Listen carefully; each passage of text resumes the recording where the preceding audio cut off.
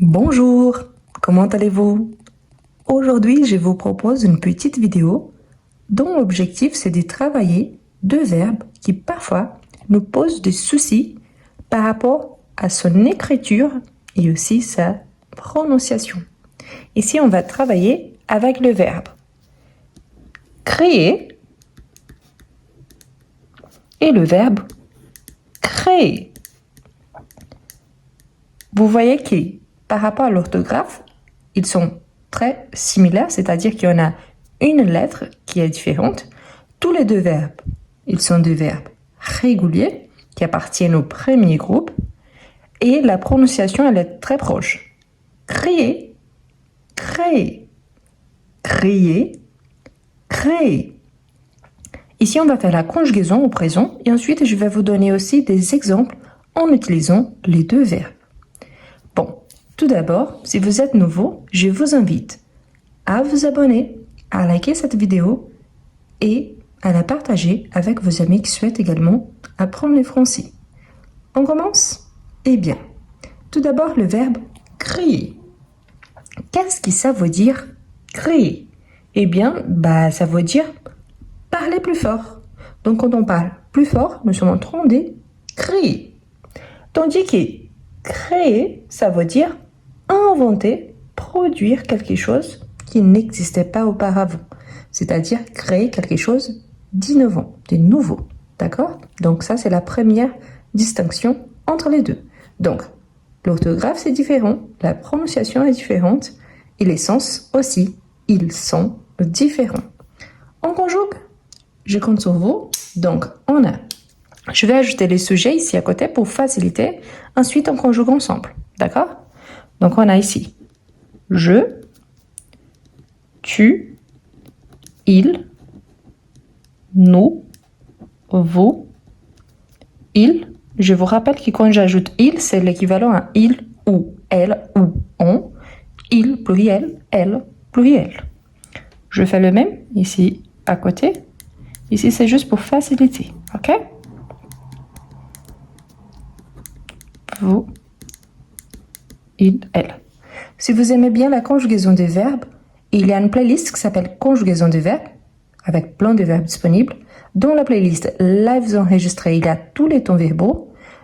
Surtout, j'insiste que apprendre des verbes, le plus important, c'est de savoir les utiliser. Ce n'est pas que la conjugaison tout seul, mais surtout l'utilisation au quotidien. Donc, on va commencer par le verbe créer. Donc, on a je change la couleur, je crie. Attention pour ne pas mélanger avec j'écris du verbe écrire. Parce que oui, la prononciation, vous voyez qu'elle est identique. Hein? Donc, j'écris, je crie. Donc, quand on parle vite, oui, c'est vrai que les sons, c'est le même. J'écris, j'écris. La différence, c'est que j'écris du verbe écrire, il y a un accent aigu. Donc, les E, il est beaucoup plus fort. J'écris. Ici, je crie. Je crie. Tu cries. Il, elle, on crie. Nous crions. Vous criez. Il, elle crie. Voilà. Donc, attention surtout à la première personne pour ne pas mélanger avec le verbe écrire. Ensuite, on a le verbe créer. Attention, car on a E accentué et E sans accent. Donc, le premier ici, il fait partie de notre radical. Comme il est accentué, donc, sa prononciation, elle est obligatoire. Donc, je crée, tu crées, il, elle, on crée. Nous créons, vous créez, il, elle crie. Crée. OK? Donc, crie, crée, crie, crée, crie, crée, crayon, créon, créer, créer, crie, crée. D'accord? Donc le oui, le son il est très proche et je vous invite à vous entraîner vraiment en vous exprimant à l'oral, en parlant à haute voix, justement pour vous entraîner. Bien, quels sont les synonymes des crier si parfois vous avez des difficultés avec la prononciation de ces verbes-là? On peut utiliser synonyme, ça veut dire des verbes qui ont le même sens. Donc ici, si vous voulez aussi augmenter votre vocabulaire, vous pouvez utiliser les verbes. Par exemple, crier, c'est un synonyme de hurler, c'est-à-dire parler très fort. Un exemple, les professeurs ont dû hurler pour calmer la classe. Donc le verbe hurler. Donc le professeur a dû crier, parler très fort. Ensuite, on a le verbe vociférer. Par exemple, il a commencé à vociférer des insultes quand il a perdu la partie. Donc il a commencé à crier des insultes, donc à parler très fort des insultes. On a un verbe très très familier que c'est le verbe gueuler. Donc gueuler, ça vient de gueule. Donc gueuler. Ici, j'ajoute même entre parenthèses que c'est très très familier. Hein? Donc ça dépend du contexte. Par exemple, arrête de gueuler, on t'entend très bien. Donc arrête de crier, on t'entend très bien. Donc le verbe gueuler. On a encore le verbe qui sont moins connus. Par exemple, le verbe brailler. Brailler, je vous donne un exemple. Par exemple, le bébé n'a pas arrêté de brailler toute la nuit. Donc brailler, c'est les sons vraiment très forts qui viennent de la gorge. Donc c'est dans ce sens de crier d'un bébé, d'un animal encore de petit, vous savez. Donc voilà, c'est dans ce sens-là. On a encore le verbe appeler quand on va appeler quelqu'un. Donc on peut crier par quelqu'un ou appeler. Par exemple, elle a appelé son fils en criant depuis le jardin. Donc dans le sens qu'elle a parlé plus fort. Donc pour appeler. Et bien évidemment, c'est lui qu'on utilise, je pense, le plus, s'exclamer. Bien évidemment que s'exclamer, on peut s'exclamer en parlant doucement. Mais voilà, par rapport à ça, on peut dire par exemple, oh, il s'exclamait des joies en apprenant la nouvelle. Donc il a crié des joies en apprenant la nouvelle. D'accord? Donc ici, je vous donne quelques verbes pour augmenter votre vocabulaire, mais n'oubliez pas, l'important, ce n'est pas la liste de verbes, c'est de les utiliser. Je pense que ceux qui vous êtes le plus familier, c'est le verbe appeler, que vous connaissez bien, le verbe hurler, qui est très très courant, et le verbe gueuler, car c'est vraiment familier. Ensuite, on a le verbe créer. Donc ici, le verbe créer, je pense que le premier, c'est le verbe inventer, que vous connaissez bien. Hein? Donc le verbe inventer, un exemple, il a inventé un nouvel appareil pour faire le ménage. Donc il a inventé, il a créé. On a ces verbes ici qu'on utilise beaucoup aujourd'hui quand on parle, surtout dans les médias. Hein? Donc on utilise le verbe concevoir, par exemple.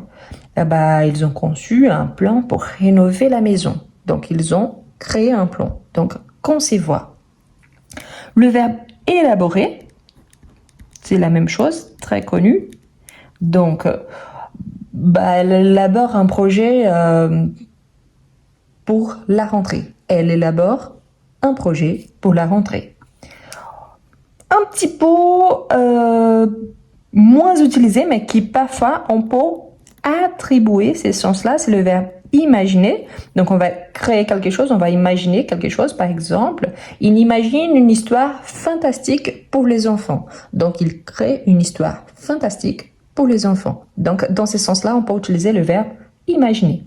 On peut encore utiliser le verbe produire dans le sens de construction. Donc cet artiste produit des œuvres fascinantes. Donc cet artiste crée des œuvres fascinante.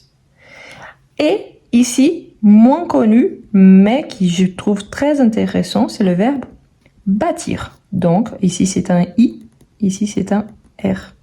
Le verbe bâtir, par exemple, ils ont bâti une entreprise prospère à partir de rien. Donc, ils ont créé une entreprise prospère à partir de rien. Donc, vous voyez qu'ici, vraiment, bâtir, parmi ces verbes-là, c'est le plus, disons, entre guillemets, plus raffiné, plus formel, si bien que tous sont utilisés au quotidien avec des sens différents aussi, mais que vous pouvez utiliser pour avoir plus de vocabulaire et éviter la répétition. J'attire votre attention, un dernier détail, surtout quand il s'agit du participe passé. Quand on va utiliser par exemple le passé composé, les plus que parfaits, le futur intérieur, les conditionnels passés, si vous ne connaissez pas ces temps verbaux-là, il y a toutes les explications dans la playlist Lives enregistrés, je vous rappelle. Mais là, c'est justement parce que quand on a le participe passé, donc participe passé. Donc, on a par rapport au verbe crier, donc on aura crier, nickel, il n'y a pas de souci, N'oubliez pas, on enlève le R et on ajoute un accent aigu. Le verbe créer, il y a déjà un E accentué. Qu'est-ce qu'on fait donc? On aura créer. Donc, il y aura E accentué suivi d'un E accentué.